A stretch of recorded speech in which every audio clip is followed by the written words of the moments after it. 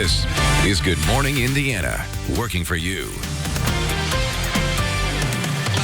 Time right now is 4:27 on our Tuesday morning. I want to thank you for starting your day with us here on RTV6. I'm Lauren Casey. And I'm Meredith Barrick. We begin with today being day 2 of the GM strike for United Auto Workers. They were out yesterday taking to the picket lines, telling people what they wanted. They are on strike because they want to change their contracts. Yeah, GM, the business there, and the leaders of the union are unable to reach a deal at this time, and that's why they're heading back out there for day 2.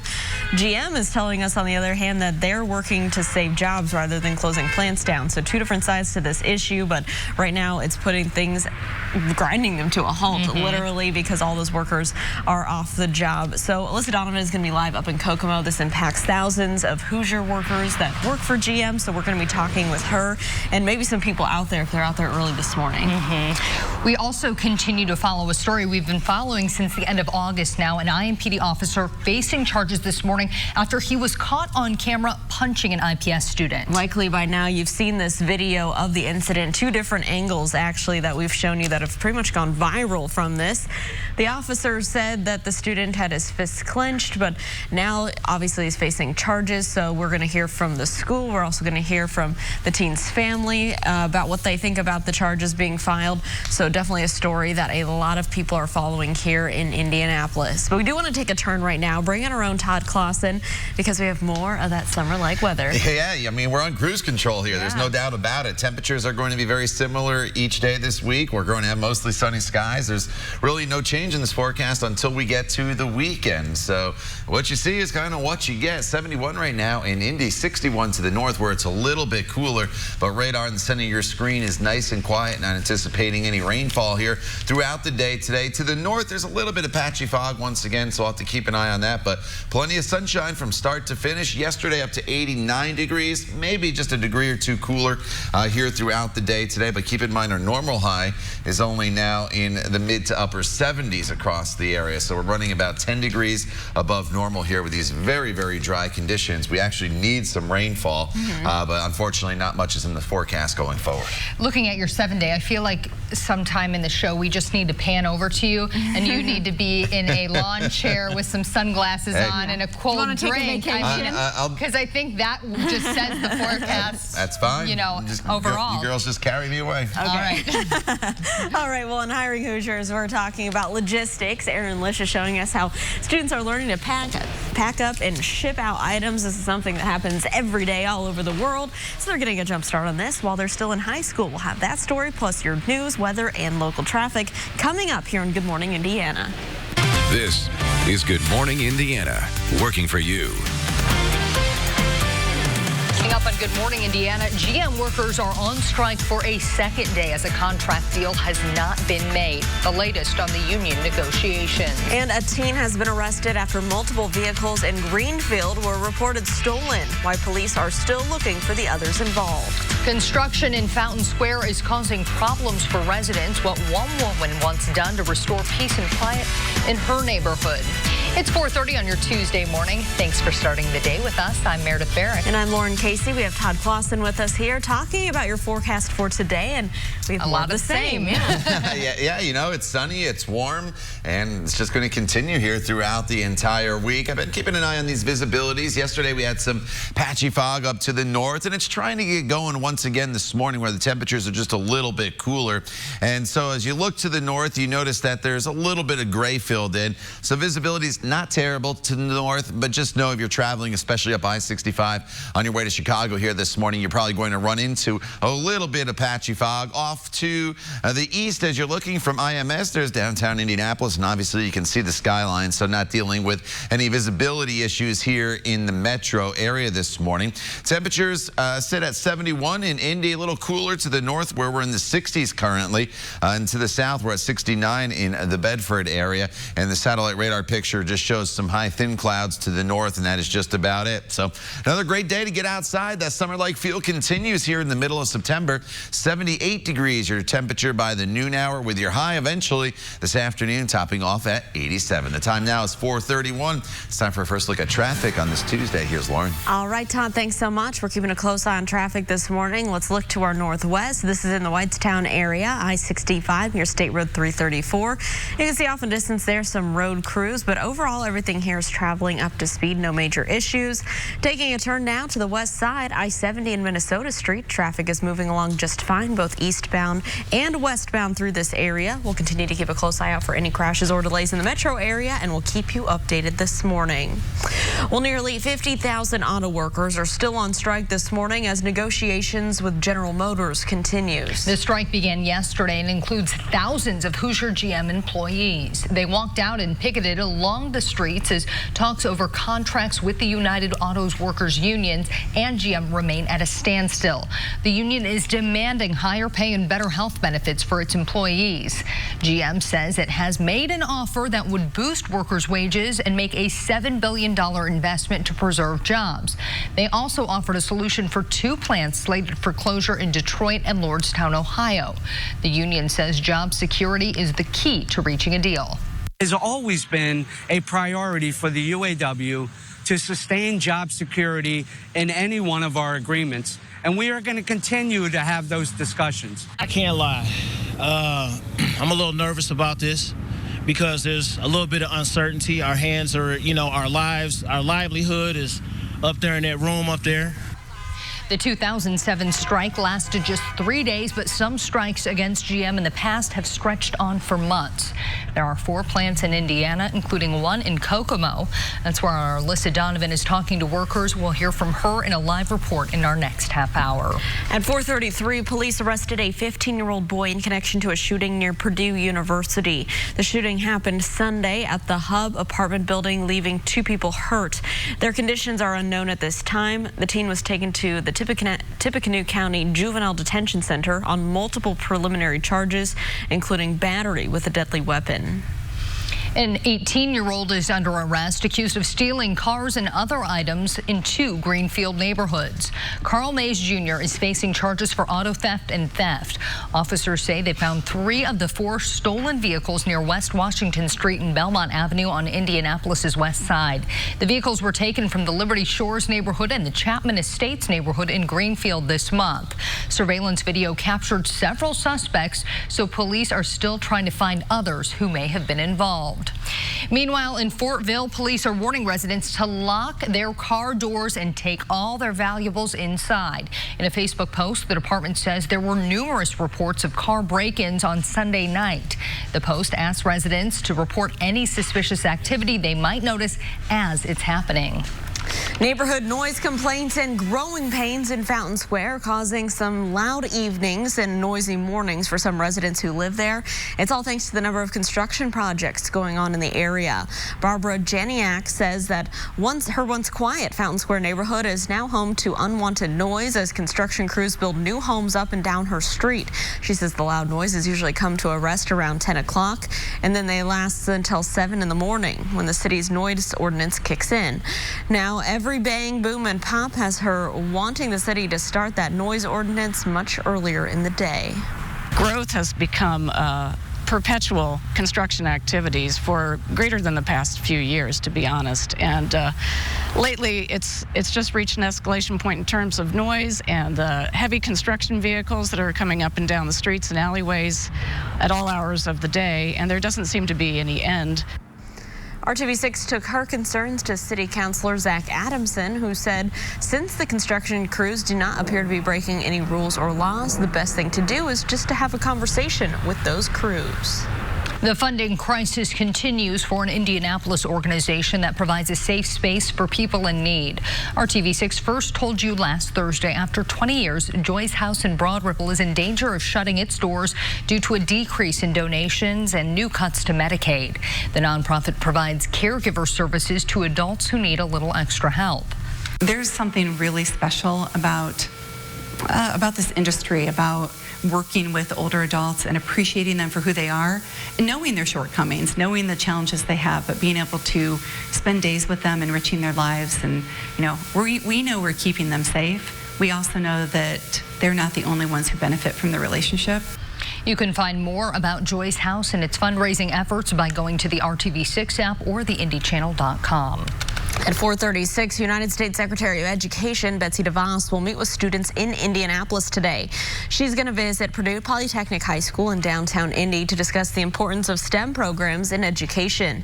Indianapolis is the second stop on her 2019 back-to-school tour, which kicked off yesterday in Milwaukee, Wisconsin. The Indiana Department of Transportation is holding a statewide hiring fair today as they look to fill 100 jobs. In Indianapolis, the fair will be held on the east side at their location on Brookville Road. It runs from 10 to 3 this afternoon. They're looking to fill both seasonal and full-time positions. If you would like to apply at the fair, you are asked to bring proof of a commercial driver's license or a high school diploma or GED. Well, tensions continue to rise between the U.S. and Iran after attacks on the Saudi Arabian oil. Coming up, how President Trump is responding to the effect and the effect it has projected on you at the pump. And the effects of vaping have left another person dead. After the break, why the CDC is now activating an emergency response center. Todd. No rain to be found across much of the Midwest here this morning. You have to go all the way up to near Minneapolis to find any showers. That means lots of sunshine in our forecast once again today to go along with very warm temperatures. We'll talk all about it in your Storm Team 6 forecast coming up when Good Morning Indiana continues. The time now is 4:38. Stay with us. We'll be right back. Test drive at Honda of Fishers. Welcome back to Good Morning Indiana, 4:41 on your Tuesday, and here's a live look at your commute to the northeast. I-465 at I-69. Traffic here still pretty quiet this morning. We'll continue to keep an eye on things and keep you updated. Here is a look at what's making national headlines today. President Trump continues his western swing today with a fundraising event in San Francisco.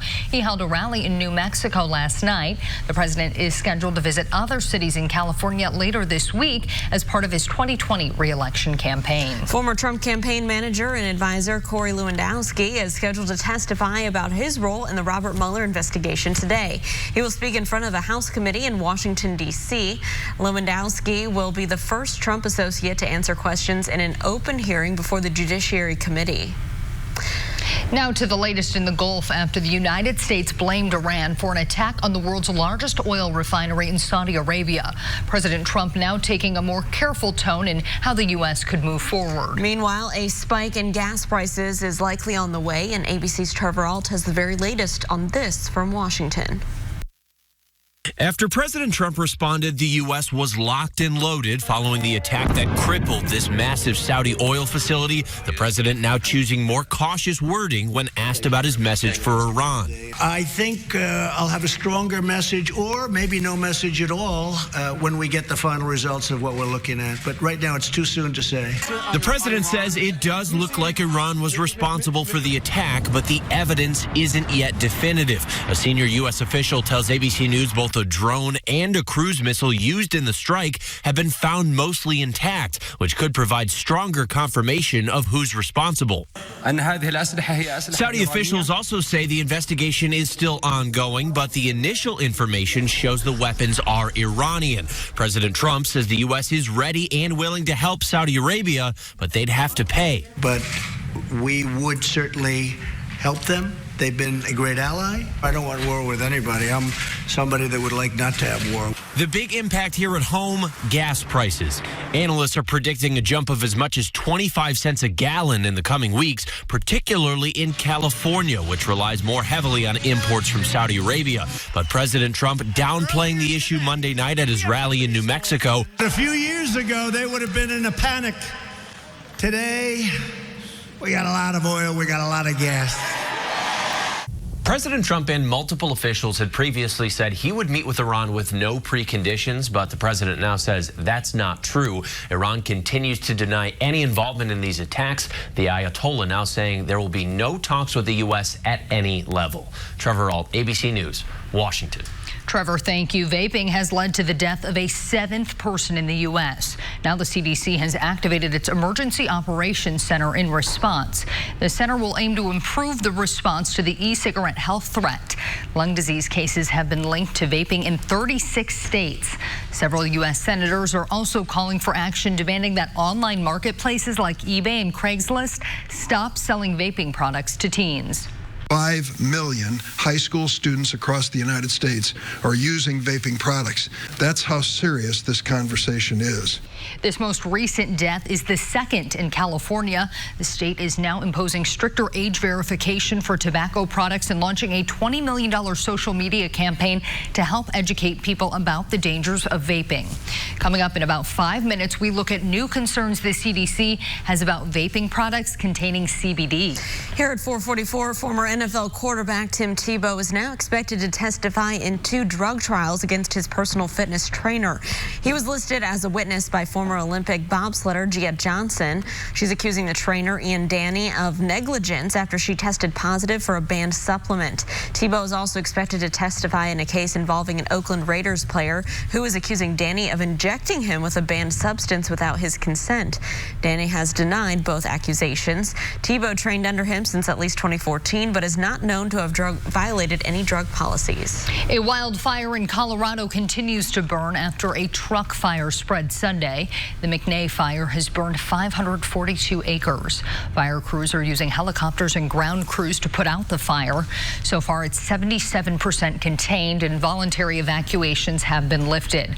There have been no reports of injuries or damaged buildings. Here at home, we are in desperate need of some rain. Todd, this sunshine has been great, but everyone's yard is looking a little dry right now. Yeah, my grass went from green when we had that rain a few weeks ago to just about brown and just very crunchy now. And this is the reason why I've only had, in Indianapolis has only had 1/100th of an inch of rain so far this month. I know there's been a little more in northern locations here and there throughout the month, but we are now 1.64 inches below average here as we make our push through the middle of September. So we need some rainfall. There's just not a whole lot in this forecast, unfortunately, going forward. Outside right now, the city skyline looking nice as you look from IMS back towards downtown to the east, and skies right now are mainly clear in downtown Indianapolis. 71 the current temperature. The humidity's up there a little bit today. A day very, very similar to yesterday, and we have a wind out of the east-northeast. Normally that's a chilly wind direction for us, but because it's so dry, our temperatures are still able to warm very, very quickly despite that northeasterly wind. Yesterday it was present as well, and we got up to 89 degrees. 64 right now in Greencastle, 63 in Tipton, 64 in Richmond. So outlying areas just running a little bit cooler this morning compared to the city. And here is your satellite radar picture.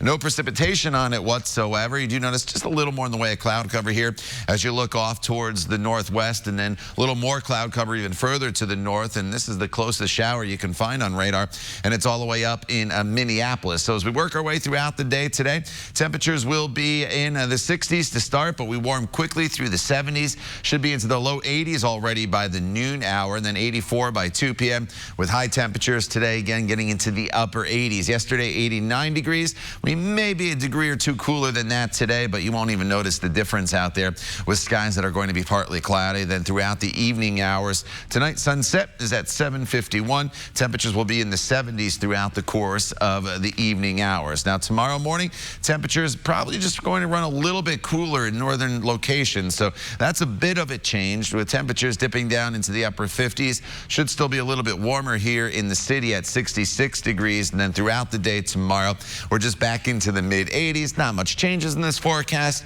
from start to finish throughout the day. Tomorrow should be a very, very nice Wednesday. And then as we expand out even further, we are looking at temperatures in the upper 80s through Friday. Saturday, mostly sunny and a temperature of 86 degrees. I do think finally a cold front is going to come through during the day on a Sunday. As that front comes through, there could be some spotty storms. Then a few of those storms will linger into Monday with temperatures that'll be slightly cooler, right around 80 degrees. But normal high, 77. We'll be well above that here straight across the board. Lauren. All right, Todd, thanks so much. Let's take a live look right now at traffic. This is over on the west side of town, I-465 at the Crawfordsville Road exit.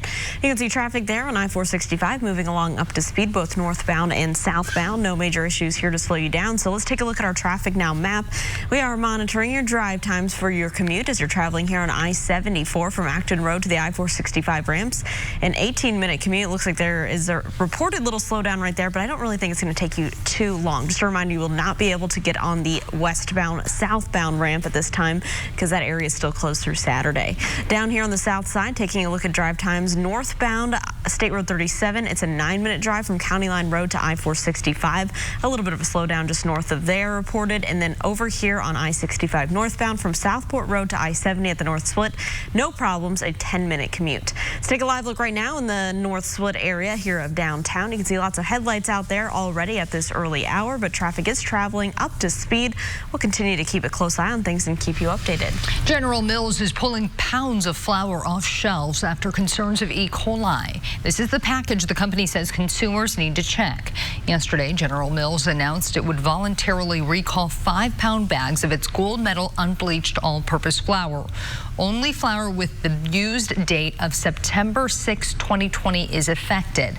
No illnesses have been confirmed, but General Mills says anyone with this flour should throw it away. As the CDC investigates vape products, they have now found new issues with those containing CBD. An investigation shows that some products claim to have CBD. They either don't have it at all, or they also contain illegal synthetic marijuana, also known as K2 or spice. Experts say those who create the drug keep changing the formula, which makes it really hard to regulate. You have a lot of companies out there right now selling 10,000 milligram in one bottle for $10. The only way how that can be done is to have questionable ingredients in it, okay? Either those cannabinoids coming from China, which you never know what they are, or the product is not what it says, you know.